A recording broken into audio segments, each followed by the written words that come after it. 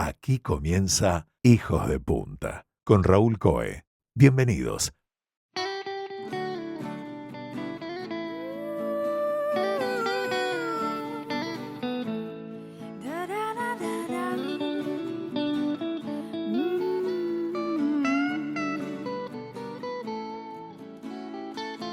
Algunas especies vegetales que nos rodean siempre han estado aquí. Otras han ido llegando a lo largo de los siglos, pero hay un grupo de casos que se pueden volver problemáticos. Hoy en Hijos de Punta vamos a hablar sobre especies vegetales invasoras, cuando lo que crece no debería estar aquí. Hola Gabriel. Hola Raúl, buen día. Gabriel Burgueño es doctor en urbanismo, es licenciado en planificación y diseño del paisaje, profesor en la Universidad de Buenos Aires y especialista en especies vegetales invasivas. Gabriel, bienvenido a Hijos de Punta, gracias por estar con nosotros. Bueno, gracias a ustedes, un gusto. ¿Qué te parece si empezás por definir una especie vegetal invasiva? Me parece muy bien.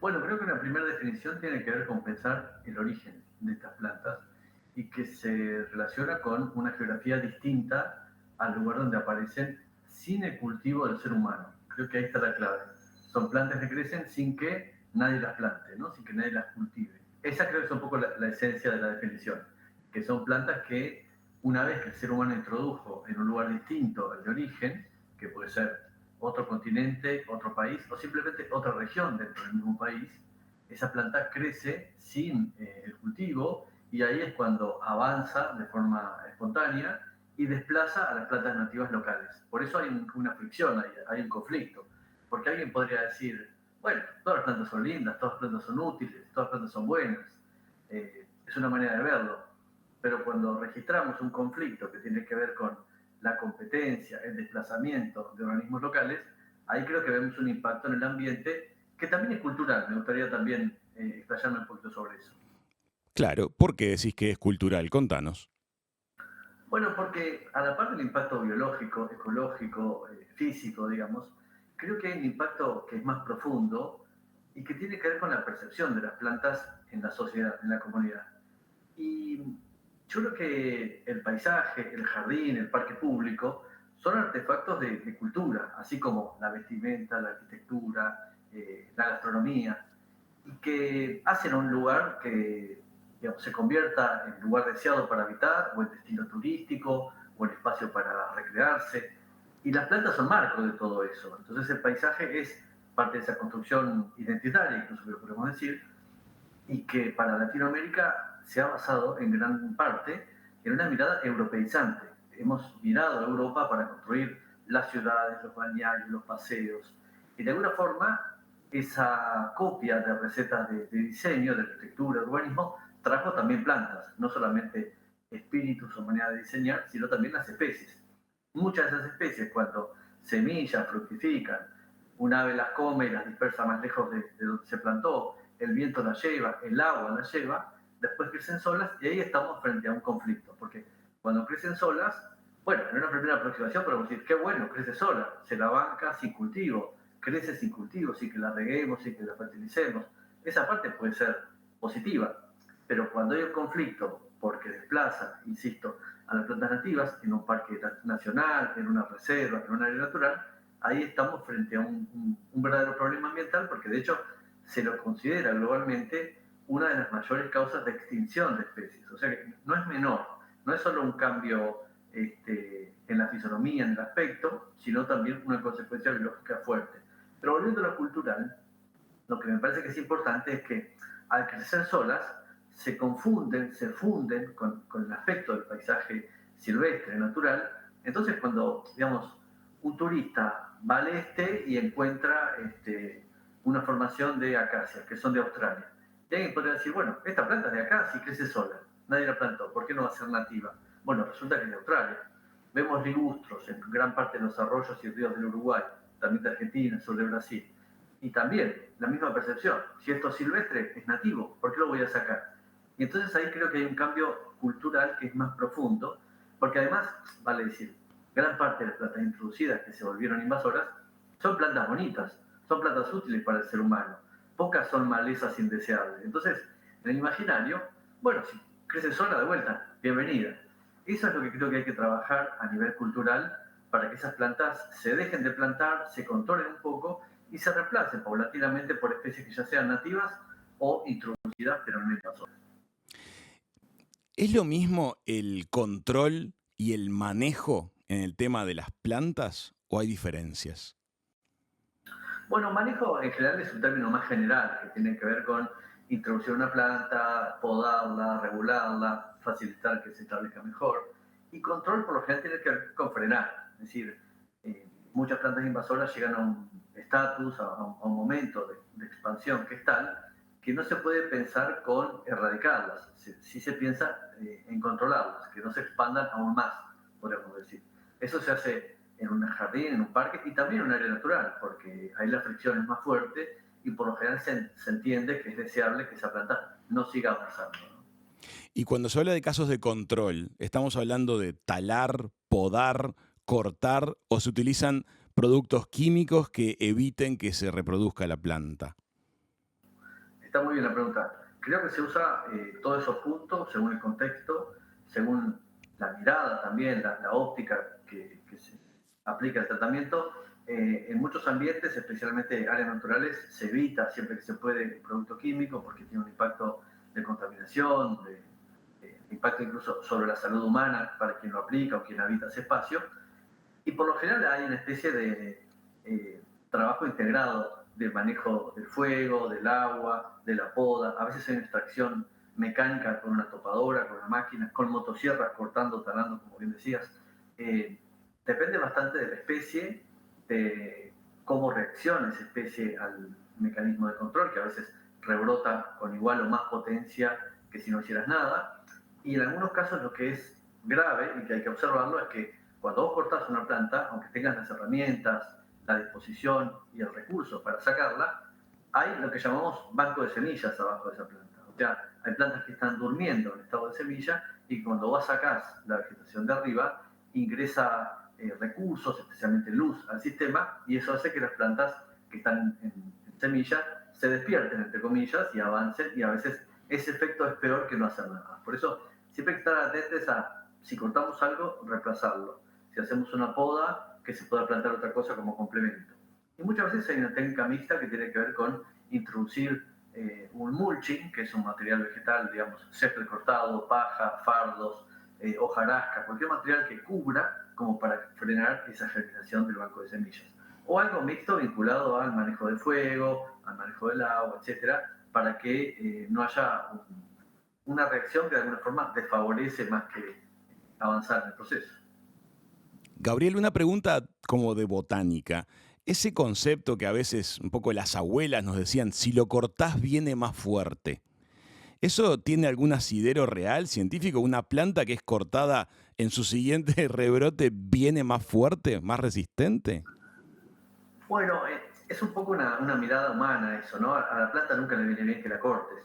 Lo que sí pasa es que muchas plantas a veces tienen los tallos demasiado largos, digamos, la distancia entre nudos demasiado alargada y tiene un aspecto de poco follaje, de poca densidad, y cuando la podas, ese rebrote, bueno, son hojas nuevas, es tejido nuevo, brilla, tiene un color más fuerte, parece que la planta está como más sana, más vigorosa. Eso es relativo, pero el efecto visual es así. Así que para muchas especies se aplica, e incluso en las invasoras muchas veces pasa. Esa poda, ese corte, termina siendo un estímulo más que un freno, ¿no? Eso es verdad. Así que la abuela tenía razón en eso. A nivel de equipamiento urbano, a veces hay un poco de combate entre ciertos tendidos aéreos de las ciudades y la presencia de arbolado. Y eso suele derivar en podas. Pero también a veces se aplican en forma preventiva, ¿no? Para evitar que se desarrollen insectos. ¿Es así eso? Sí, sí, siempre igual la poda me parece que es interesante vincularla como origen en relación a una herencia que tenemos en la ciudad con los sistemas productivos. La poda viene de podar los frutales, las vides, las plantas que se cosecha algo para tener por lo general menos fruto y de mayor tamaño, los frutos más a mano para que la planta no se vaya demasiado alta, podarla en un sentido sanitario para curar ciertos bichos u hongos. Hay un aspecto utilitario y productivista en la poda que le damos y lo aplicamos al jardín ornamental, a veces sin mucho sentido, porque si vos tenés un jardín que te dé 10 flores o 12, te da lo mismo. Si el fruto es así, WhatsApp, y no lo comes, te da igual. Sin embargo, esa herencia se aplica de una manera un poco inconsciente, me parece, un poco automática. Así que es algo también para revisar, como muchos de nuestros berretines, ¿no? Que los heredamos y a veces los ponemos en práctica sin demasiada conciencia, diría yo. Desde hace un tiempo a esta parte, en nuestra región de Uruguay, hemos tenido algunos problemas de excesivo desarrollo de cianobacterias en algunos espacios, espejos de agua. Y ha habido varias bibliotecas al respecto, hemos entrevistado a gente con distintas miradas. Predomina la que tiene que ver con que el uso de ciertos productos químicos en la actividad agraria permea a los cursos de agua, atraviesa las fronteras en muchos casos y termina provocando condiciones favorables para que se desarrollen estas algas. ¿Cuál es tu mirada respecto de este problema que tenemos en los últimos años? Sí, tal cual. Yo creo que hay un impacto silencioso, poco visible hasta que vemos la aparición de un fenómeno como el de este tipo en lo que significa los agroquímicos y especialmente los fertilizantes que pensemos mediante las cuencas aterrizan tarde o temprano en las playas, en el océano, en los ríos más grandes y tarde o temprano esa sobreabundancia de nutrientes deriva en que algún organismo se favorezca, sea una bacteria, en algunos casos un alga, un hongo, una planta, de hecho, ¿no? Porque muchos bordes están hoy invadidos por lirio amarillo o ligustro, como decíamos antes, que cuando las condiciones también son de fertilidad aumentada por el ser humano, estas especies se pueden potenciar. Y me parece que también hay un efecto de simplificar los sistemas. Antes, Uruguay, Argentina, sobre Brasil, Las Pampas, por no decir que es una región que vincula a los tres países como área natural, tenían una lógica de ambientes mixtos de ganadería, agricultura, cuidado del suelo. Con el proceso de la soja, que me parece que se ha vuelto masiva, soja y otras especies, pero predominantemente soja, muchos suelos se han convertido a la agricultura cuando antes eran ganaderos, y pensemos que si bien la vaca, el ganado cualquiera es introducido, en una pastura conviven ciertas especies nativas y cierta estructura de ecosistema y de suelo que protege de alguna forma de erosión, del lavado, cosa que no pasa con la agricultura, que básicamente barre con la vegetación preexistente y siembra lo que interesa cosechar. Entonces, muchos campos que antes absorbían y filtraban excesos de fertilizantes, de incluso otros agroquímicos, hoy están mucho menos fuertes frente a esa producción y lo que deriva en los cursos de agua es mucho más directo. Entonces, creo que estos procesos siempre han existido, pero se han acelerado por la agriculturalización de muchas de estas zonas. Básicamente ese es el proceso, me parece. El proceso de forestación, cuando se foresta con pinos o con eucaliptus, también son vegetales y también son monocultivos. ¿Generan dificultades también en el mundo de la diversidad de lo vegetal en un país? Sí, total, total. Yo creo que también ahí hay un cambio fisonómico, porque pensemos que muchas playas están asociadas en el imaginario popular al pino, a ciertas plantas, ¿no? Yo tengo recuerdos en lo personal, de hecho, la playa de Fomento en Colonia y ese aroma mezclado de eucaliptus, pinos, plantas que pasa un poco en el este, que pasa en la costa argentina también. Y bueno, recordar que son plantas introducidas, no había pinos en América del Sur. ¿De dónde Los vinieron? eucaliptus, eso. Los pinos son de América del Norte y de Europa y Asia, siempre del hemisferio norte, y los eucaliptos son de Australia. No es que esté mal que sean de otro lugar, sino que pensemos, no articulan de alguna forma, no interactúan con las plantas y animales locales, y por eso cuando entramos, como bien decís, a un monocultivo de pinos o de eucaliptus, son bosques prácticamente muertos, son bosques donde solo viven esas especies, pino o eucaliptus. No hay pájaros, no hay insectos, no hay mariposas, no hay vegetación en el suelo, es un bosque prácticamente desnudo si lo observas. He visto que Entonces, que el piso es como bastante, digamos, inactivo, pero me sorprende mucho lo que estás diciendo. No hay pájaros, hay pocos insectos. tal cual, tal cual. Y creo que eso es un indicador de falta de diversidad, justamente, de falta de cobijo, de sustrato, de alimento incluso para otras especies que no sean las propias de la producción. Y me parece que ahí hay una carga o una reflexión ideológica que hay que hacer. Me parece que el ser humano, por la ambición, por el modelo capitalista de producción y de habitar, lleva a simplificar los sistemas y a, en alguna medida, excederse en lo que necesita. Me parece que hay una reflexión de austeridad que me parece que tenemos que hacer, incluso diría como humanidad, más allá de nuestra posición ideológica o de estrato social, si se quiere, porque depende de eso nuestra subsistencia como cultura actual. Y eso es lo que está en juego. No creo que esté en juego la vida sobre el planeta, pero sí cómo tenemos estructurada nuestra sociedad que de alguna forma fagocita el ambiente, ¿no es cierto? Traga el ambiente y lo simplifica a un extremo de volverse casi inhabitable. Pensemos que los eventos últimos de extremas tormentas, sequías seguidas por lluvias enormes, ráfagas de viento que destruyen ciudades y campos, son efectos de un cambio global que me parece que no se puede negar, ¿no? Habría que ser muy miope para decir esto está ocurriendo por casualidad o con esto no tenemos nada que ver. Y sin embargo, hay quienes tienen todavía esa postura entre ingenua y negligente. Me parece que está bueno tomar conciencia para que las próximas generaciones también vivan un mundo vivible, ¿no es cierto? Hace unas semanas atrás conversábamos con gente especializada en gestión de plagas urbanas. Y en un momento de la charla surgió este tema del que estás hablando recién.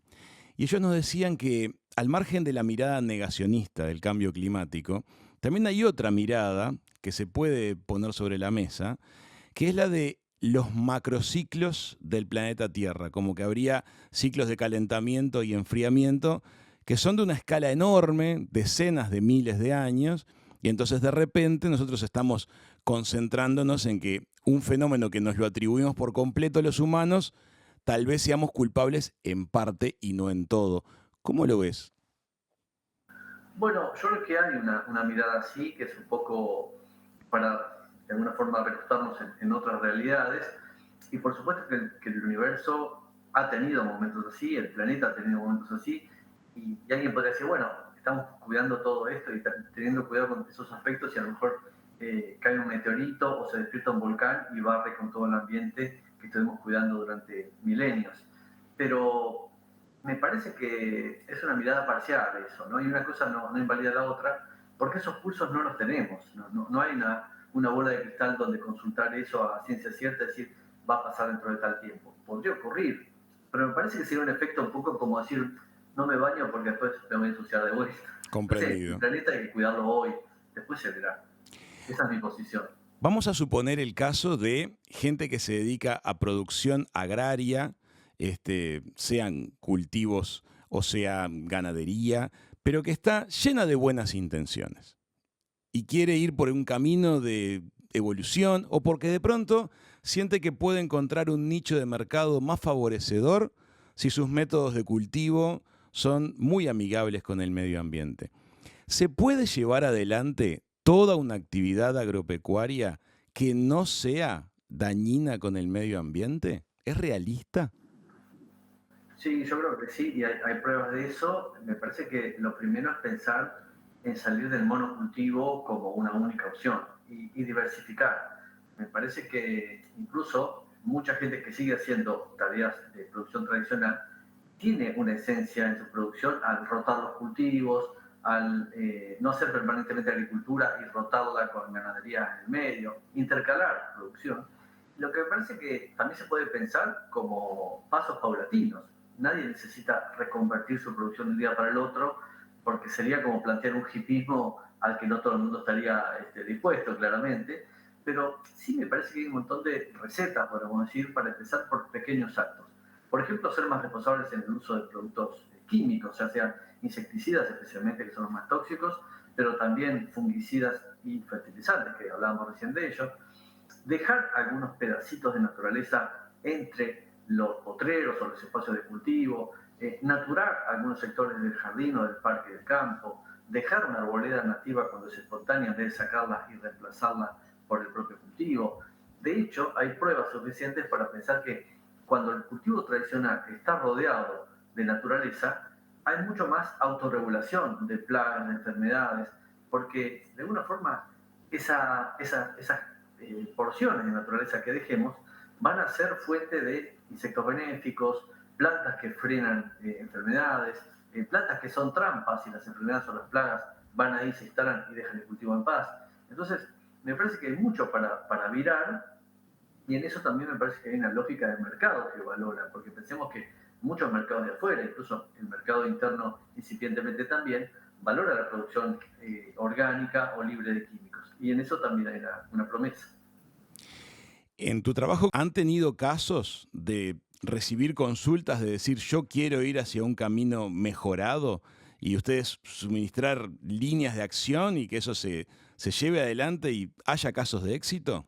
Sí, hemos tenido muchas veces consultas donde hay una búsqueda de compatibilizar. Y me parece que ni siquiera es cuestión de cambiar absolutamente el modelo, sino de tal vez sumar alternativas. Y me parece que en eso hay muchos antecedentes interesantes en eso, en cuanto a establecimientos que tienen una porción de ganadería, una porción de frutales, una porción de agricultura, un espacio natural que conservan un pedacito. En el Cono Sur tenemos una red de reservas privadas que son justamente campos, establecimientos que tienen alguna porción que por alguna razón o no se puede arar, no se puede cultivar, no se puede criar, o los dueños de alguna forma valoran la naturaleza que ha quedado conservada. Y entonces me parece que se puede pensar un modelo donde hasta tengan un capítulo de producción vinculado a la recreación, al turismo, a la interpretación ambiental, a la educación. Todo eso puede tener un arancel, puede ser un recurso también. Entonces podemos pensar que la producción, de alguna forma sacar dinero de la naturaleza, puede ser algo compatible y no necesariamente extractivista o destructivo extremo. Tú sabes, Gabriel, que en la Laguna Garzón, aquí en la región este del país, en los últimos meses hemos tenido una proliferación muy masiva de una especie vegetal que es nativa, no es una especie invasora, pero parece que las condiciones que se le dieron en cuanto a la sequía, que provocó mucha transparencia del agua, el nivel de salinidad que adquirió la laguna, las cosas se dieron de forma tal que creció muchísimo de esta planta. Entonces, actualmente se está haciendo acciones mecánicas para retirarla y removerla. El final de estas cosas sale bien, es decir, tenemos que entender que es normal que sucedió un evento y hay que tomar acciones y controlar la situación, o tenemos como que dejar que la naturaleza lo haga todo sola. ¿No es una mirada un poco romántica esa a veces? Bueno, no estoy al tanto de qué especie es la que invadió, pero más allá de eso, en muchos sistemas hay una necesidad de meter mano de alguna forma, porque especialmente en los espacios de agua, de humedales, hay una dinámica que a veces lleva a que se sequen o a que dejen de tener un espejo de agua libre. Por Ujú. ejemplo, ciertas plantas flotantes pueden tapar toda una laguna en ciertas Pasó. condiciones. Myrophilium quitense kunth es el Ah, tal nombre. cual, sí, sí, sí, claro. Es un tipo de planta acuática, sumergida, pero que tapa y asoma en la superficie. Ujú. El problema de esto es que si termina, digamos, avanzando a tal extremo, deja de tener diversidad en cuanto a ambientes para otras especies, ya sea de Claro. fauna o de plantas. Entonces, es interesante el desafío de qué hacer en estos casos, porque tal vez si no haces nada, hay una extinción de ciertas especies que son valiosas a nivel peces o de otros organismos. Y creo que está lleno de ejemplos, porque pensemos que estos espacios por lo general están rodeados de espacios habitados, espacios productivos, espacios turísticos, con lo cual no es la naturaleza virgen ya. Esos espacios ya están sometidos a una presión humana. Y además tienen un valor turístico, escénico, de espectáculo, que no se puede descuidar. En Buenos Aires hay un ejemplo bastante reciente, que son las lagunas de la Reserva Ecológica Costanera Sur, que hace un tiempo se secaron. Se secaron por un proceso natural de momentos de sequía, de momentos de vegetación de borde que empezó a avanzar. Estamos Y hablando, perdón, de toda la costa del barrio de Puerto Madero, ¿verdad? exacto, exacto. Esa reserva que es icónica para la ciudad. Y hubo una propuesta de hacer un proyecto de restauración que fue básicamente dragar las lagunas, profundizarlas e inyectarles agua del río con bomba. Claro, alguien dijo, bueno, pero esto es antrópico, no sería natural que frenemos el hecho de que se sequen.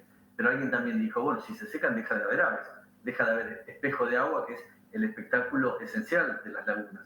Entonces se hizo el proyecto y la verdad que fue exitoso en muchos aspectos, porque los bichos volvieron a estar, la vegetación palustre y acuática volvió a estar, y el espectáculo del agua como espejo volvió a estar. Que en definitiva, cualquier laguna, digamos, emite ese mensaje, ¿no? De espejo de agua libre, que es un poco lo que el habitante, el vecino, turista espera de estos espacios. Así que no lo veo mal cuando hace falta meter mano con conciencia, con escala. A lo mejor no es cuestión de barrer todo, sino intervenir un sector, medir qué pasa. Muchas veces falta conocimiento de estas cosas, porque se hace por oficio.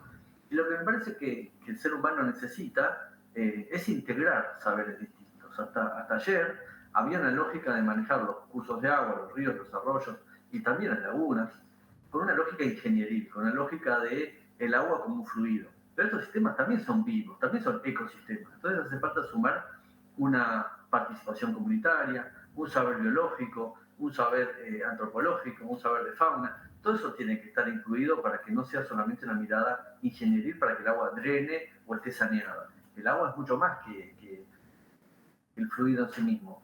¿Me siguen? Entonces, esa mirada es imperiosa hoy en día.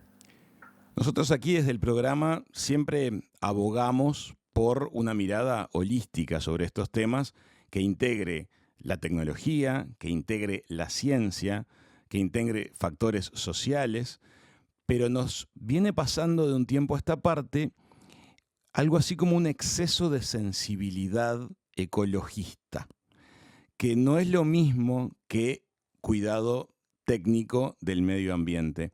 ¿Entendés a lo que me refiero? Por supuesto, sí. ¿Cómo lo Yo vivís? creo que es una reflexión válida la que sí, se entiende esa especie de presión que a veces ocurre de ciertos sectores que pueden ser más ortodoxos o más amarillistas para mostrar una posición o para enfrentarse a una propuesta. En mi sensación, el ritmo de destrucción, el ritmo de modificación es tan grave todavía que aún no llegamos a un equilibrio entre desarrollo y conservación, entre diálogo con la naturaleza y posición humana. Creo que seguimos con una mirada a grandes rasgos extractivista, que de alguna manera hay autores que lo han planteado en lo técnico, ¿no? Hay un libro que se llama Gaia, que es algo así como una reflexión sobre la Tierra como un ser vivo, y Lovelock, el autor, plantea algo así como que nuestra existencia en el planeta es como de parásitos, ¿no? Sin verlo así de una manera tan extrema. A veces entiendo la militancia porque si no ha habido un hecho a veces de enfrentarse y hasta te diría de mal gusto, las cosas no cambian. Y a veces hay que ser un poquito agresivo, no digo violento necesariamente, pero sí agresivo para que haya una reflexión. Si no, no nos despertamos, porque cada quien está cómodo con su realidad, con su día a día. Y el que hace dinero quiere más dinero. Por lo general es así, el ser humano es bastante así. Entonces, sin una reflexión, es difícil que las cosas cambien. Es verdad que hay gente que cae en una militancia un poco absurda, un poco extrema, un poco ortodoxa, y se pueden ver caso y caso. Pero me parece que en el este ha habido varios proyectos, se me viene a la cabeza inmediatamente el de Punta Ballena, que pone en peligro un lugar que no solo es importante de lo biológico, porque la plantita podría ser anecdótica para ciertos puntos de vista, pero Punta Ballena significa un recurso identitario, turístico, cultural, que va mucho más de la planta, me parece, y que si no se atiende a eso, es como matar la gallina a los huevos de oro. El este existe por el espectáculo geográfico con el que cuenta. Entonces, reventar eso de alguna manera es un contrasentido hasta la propia persona que sea más desarrollista, más capitalista, más materialista a extremo, porque es quedarse sin el recurso que le dio sentido a esa costa, ¿no? Lamentablemente el ser humano ha hecho acciones así que son ejemplo de todo lo contrario de lo que estamos charlando. Pero es momento de la reflexión. Me parece que hemos avanzado en un montón de aspectos. Bueno, tendríamos que estar maduros por eso. Estoy completamente de acuerdo contigo, pero me pregunto si a veces no hay como una especie de bolsa en la cabeza de un montón de gente que recibe todos los casos por igual. El caso de Punta Ballena es un caso paradigmático en el cual se necesita una reacción y una racionalización de ese proyecto para darle acomodo sensato y relacionamiento con el medio ambiente si es que termina sucediendo. Pero a veces activa también una militancia que engloba otro montón de proyectos que no tenían ni remotamente el nivel de agresividad ambiental del caso de Punta Ballena, que terminan viéndose cancelados o dificultados con argumentos que son un poquito vacíos. No, por supuesto, por supuesto. Creo que hay que analizar cada caso. Y también el ser humano en democracia, que creo que es lo menos peor que nos cuesta, que nos toca vivir, que nos cuesta a veces valorar, en democracia lleva estos casos a una negociación, a una puja, a una serie de acuerdos. Y a veces creo que hay que ver ese concierto de ideas que se transmiten muchas veces a partir de los intereses que tiene un colectivo y otro, ¿no? Donde a veces el gobierno local quiere impulsar una medida para tal motivo, para desarrollar tal aspecto, para generar trabajo, para generar vivienda, que son motivos válidos, versus conservar un espacio que puede ser la postura de la vereda de enfrente. Y a veces lo que hay que ver es que no hay dos veredas, porque la vivienda hace falta, la producción hace falta, el recurso turístico hace falta, pero de vuelta hace falta en diálogo con esa naturaleza que es, de alguna forma, el entorno de ese emplazamiento, de ese desarrollo. Porque me parece que nuestro problema, por lo menos en Occidente, es esa falta de mirada holística a la que vos apelabas recién. Y ahí caemos en un simplismo de decir, bueno, esto es arquitectura y es vivienda, esto es desarrollo y es turismo, esto es producción y esto es conservación y esto no se toca. En realidad hay que integrarlo, porque en definitiva, la naturaleza virgen, pura, prístina, no existe ya en espacios habitados sobre todo. Lo que va quedando son pequeños remanentes, áreas seminaturales, pero son espacios que también nos aportan funciones, servicios, de los que dependemos como vida humana. Entonces, me parece que lo que falta es una mirada de integración de estas cosas para que el proyecto sea integrado, y a veces falta presencia del Estado también, que se haga cargo de una mirada que implica muchas gestiones. Creo que lo que pasa también en el Cono Sur es que las gestiones se llevan por pocos años de cada ciclo. Y la verdad que es muy poco pensar que si vos ganas una intendencia vas a resolver problemas en ese corto periodo. Eso va a ser un tramo. Lo que hace falta es una mirada más prolongada, donde a lo mejor algunas cuestiones estratégicas se lleven a una visión de 20, 30, 50 años. Pero hoy es como una utopía para América Latina pensar en 50 años, cuando el viraje de izquierda a derecha, proyectos progresistas versus proyectos tradicionales, muchas veces frenan una mirada de perspectiva que hace falta para estos casos. Sí, es un área en la cual siempre hay que pensar en políticas de Estado, porque los desarrollos que tienen que ver con lo vegetal, con la fauna, siempre son ciclos de décadas, son ciclos extensos o de siglos. Entonces, mirarlo Exacto. con el cortoplacismo de los mundos electorales no parece bueno, ¿verdad? Exacto, exacto. Por eso siempre hay una fricción entre el gobierno de turno y la lógica técnica de estas cosas que, bueno, escapan estos tiempos, obviamente, ¿no? Y no siempre se entiende. Aún en Uruguay, que podemos decir que es un país que tiene una cierta tradición de continuidad en muchas cosas, ¿no? En relación a lo que podemos ver en países limítrofes en Uruguay, que muchas veces es mucho más terrible este cambio de una camiseta y otra en términos de gestión política. Sí, Uruguay alterna entre centro izquierdas y centro derechas, pero rara vez se va a los extremos. No sabemos si lo seguirá por mucho tiempo, pero viene siendo Bueno, pero así. la percepción, por lo menos que yo tengo, es que no hay un cambio tan absoluto entre una gestión y otra, y que ciertas cosas se sostienen como política de Estado más allá de quien gobierna. Eso me parece que en Argentina cuesta más, en Brasil ni hablar, en Chile es más relativo. Entonces digo, me parece que a veces esto no se da en todos los países por igual, ¿no? Gabriel, tú estás en este mundo has dedicado tu vida a estos temas y me imagino que también tendrás toda tu red de gente querida, contactos, colegas, profesionales por todas partes del mundo, por todas partes de América. Tengo algunas preguntas para hacerte como de orden internacional. En el tema Amazonía, ¿las cosas están camino a mejorar o camino a empeorar? Y la verdad que no tengo una lupa muy puesta en eso. Sí estuve en Brasil hace poquito, pero más al sur. Y la sensación es que es tan grande la naturaleza en ese país que la percepción del día a día es como algo inagotable, ¿no? Creo que pasa en Argentina también un poco eso, ¿no? Cuando vas a Misiones, cuando vas a las yungas en el noroeste, la percepción de esa inmensidad es tal que nos cuesta medir el impacto de lo que se hace. Y me parece que la deforestación es enorme, los cambios son enormes y todavía falta conciencia. No tengo un pulso día a día y muy preciso de lo que está pasando, pero me parece que nos juega en contra esa inmensidad que de alguna forma nos hace perder de vista el impacto real de lo que está ocurriendo. Así que creo que todavía hay una tendencia a destruir más fuerte, como decía antes, que la que sea conservar. Y hay un proceso muy grande en América Latina que tiene que ver con la sojización, ¿no? Y me parece que es un buen momento para recordar el libro del compatriota Eduardo Galeano, y que cumplió un montón de años y sin embargo sigue muy vigente, y que esta idea de cómo las venas abiertas de América Latina reflejan en algún momento oro y plata, en algún momento petróleo, hoy es soja eso, ¿no? Entonces, como siempre hay algo que se va de América Latina y que no tiene una repercusión en los ingresos que entran en eso, porque en general han sido productos brutos, sin valor agregado, sin demasiada vuelta de rosca, digamos, en esa producción, y que en eso se van los suelos, la gente, el buen vivir, en definitiva, a países más ricos, ¿no? Creo que hay un orden mundial que no ha cambiado mucho en 2-3 siglos, lamentablemente, ¿no? Y que también nos tendrían que servir de reflexión.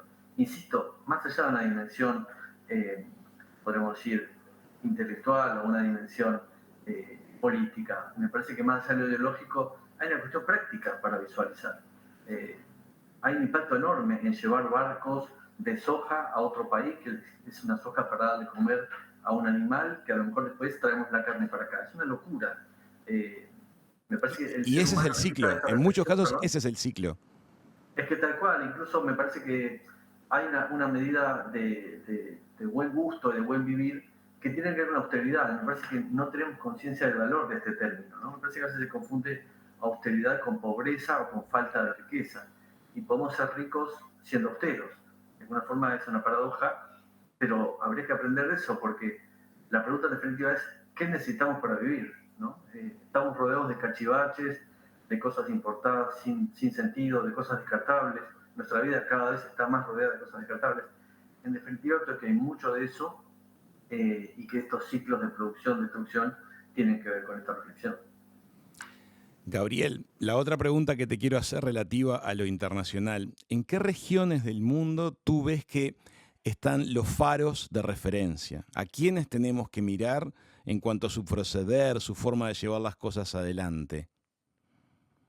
Bueno, yo creo que hay muchos proyectos que tienen tal vez esa luz para mirar como faro. Creo que hay muchas redes en ese sentido. Iberoamérica, por ejemplo, tiene una red de restauración de los ambientes naturales. Hay una red internacional de restauración que tiene proyectos en los 5 continentes y que, por otro lado, tiene una repercusión y un eco en lo local. Me parece que hoy más que nunca está bueno tener esta mirada sobre los faros internacionales, sobre los faros globales, pero sin perder de vista la realidad local, donde hay mucha gente trabajando y sobre todo gente que está trabajando en proyectos muy silenciosos, ¿no? Que a lo mejor no tienen un eco, no tienen una emisión de un mensaje ruidoso, espumoso, y sin embargo el proyecto es potente y es vigente. Gabriel, te quiero agradecer mucho el rato que compartimos, una charla preciosa, optimista en lo que corresponde, quirúrgica en lo que corresponde. Espero que mucha gente de aquí tome conciencia, reflexione y sepa dónde poner el cuerpo, a quiénes preguntarle a la hora de ir formando nuevas opiniones. Muchas gracias. Bueno, gracias a ustedes. Y sí, me parece que el optimismo es el camino. Me parece que agarrar la pala y plantar es el camino. Y creer en las pequeñas acciones cotidianas. O sea, salvar el mundo no sé si es fácil o posible, pero sí se puede hacer una pequeña acción en esa línea y eso nos hace bien en lo individual y en lo colectivo, que no es poco. Así que gracias a ustedes. Amigas, amigos, Gabriel Burgueño, doctor en urbanismo, licenciado en planificación y diseño del paisaje, ha pasado por la mesa de Hijos de Punta.